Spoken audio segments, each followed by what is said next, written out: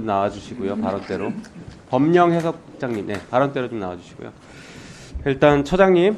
네. 자, 대통령의 거부권 헌법적 권한이라고 하는데 내재적 한계가 있습니까? 내재적 한계가 있다는 그 학자적 관점에서 내재적 한계가 있다는 그런 이론이 있다는 것은 알고 있습니다. 네. 그러면 처장님의 입장은요? 예, 이론 처장님. 예, 저도 처장님. 아니, 처장님. 죄송합니다. 예. 이론상으로는 주장될 수 있을지 모르겠으나 인정하지 않습니까? 실제로 그게 재판 규범으로 어느 정도 활용될 수 있을지는 잘 모르겠습니다. 네. 이해충돌의 경우에는 모든 권한은 이해충돌의 사항이 발생했을 때 내재적 한계에 따라서 회피하거나 제척하거나 기피하거나 하는데 여기에 대해서 동의하지 않습니까? 이해 충돌에 따라서 거부권 행사가 제한되어야 된다는 그런 질문이시라면 동의하지 않습니다. 네. 무슨 생각으로 그렇게 생각하고 사십니까?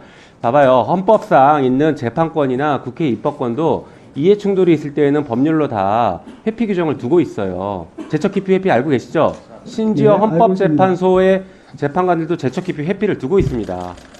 처장님의 독특한 생각이다라는 생각이 드는데 왜 그런지 보니까 우리 처장님의 그 대통령과의 특수한 관계 때문인 것 같아요.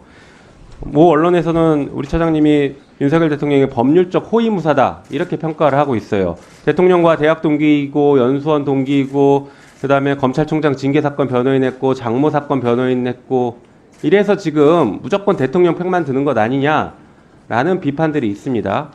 자, 법령해석 국장님. 예.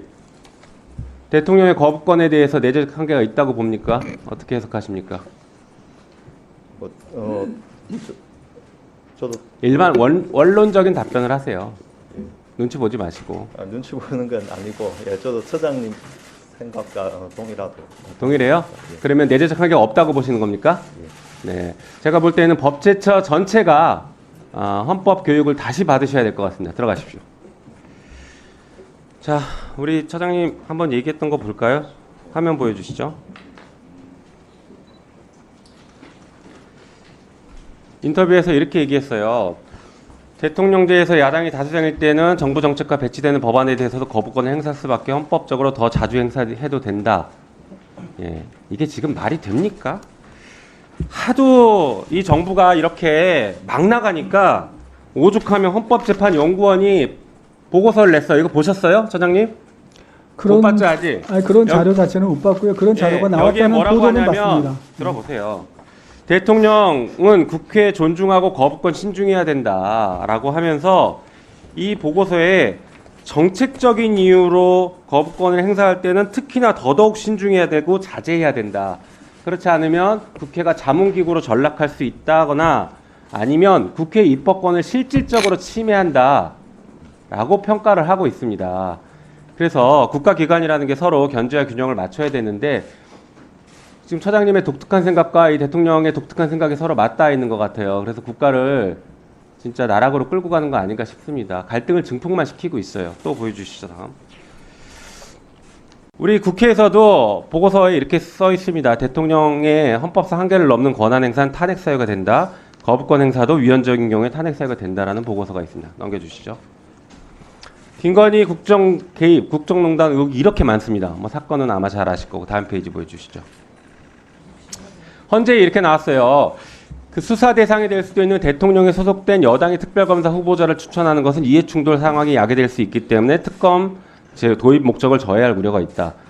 그래서 대통령과 배우자에 대한 특검을 지금 야당이 추천하는 방식 혹은 제3자 추천 방식으로 하고 있는데 계속 거부권을 행사하고 있습니다. 그거 자체가 이해충돌이에요. 실제 24번의 거부권 행사 중에 5건을 대통령과 대통령 배우자에 대한 특검의 거부권을 행사했습니다. 20%가 넘게 집중적으로 이해충돌적인 거부권 행사하고 있습니다. 여기에 대해서 법제처는 입장 변화가 필요하다고 봅니다. 다음 보여주시죠.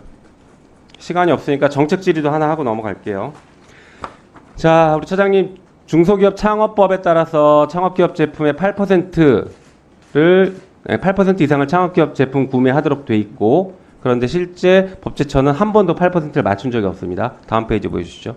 장애인 기업에서도 1% 이상을 구입해야 되는데 한 번도 맞춘 적이 없어요. 이거에 대해서 앞으로 계획도 답변 주시고 거부권 행사도 답변할 게 있으면 답변해 보시죠. 그 짧게 그동안에 얘기해 대통령 주세요. 그동안에 답변하겠습니다. 그동안에 그 정부에서 대통령이 거부권 행사한 여러 가지 법률들을 상정해서 말씀하시는 거라면 적어도 그동안에 했던 여러 가지 대통령이 거부권 행사했던 그런 법률들은 거부권 행사의 이유서에도 있지만 위헌적인 법률이 많았고 소지가 있는 법률이 많았고 그다음에 그 행정권을 침해하는 그 법률도 있었고 그다음에 정부가 기본적으로 하고 있는 큰 정책과 배치되는 그런 법률이 많아서 여러 가지 정당한 사유에 따라서 거부권을 행사한 것이지 그것이 뭐 그냥 뭐 아무런 생각 없이 막 남용한 것이다 그렇게 말씀하신다면 그거는 전 동의할 수 없습니다. 그다음에 그 장애인과 관련된 그 여러 가지 그 구매 실적과 관련해서는 법제처가 사업 예산이 많지 않다 보니까 그 실적을 잘 못 맞춘 거에 대해서는 저희가 죄송하게 생각을 하고 앞으로 그 구매 목표에 맞추도록 열심히 노력을 해보겠습니다. 네. 다음은 주진우 의원님 질문하세요.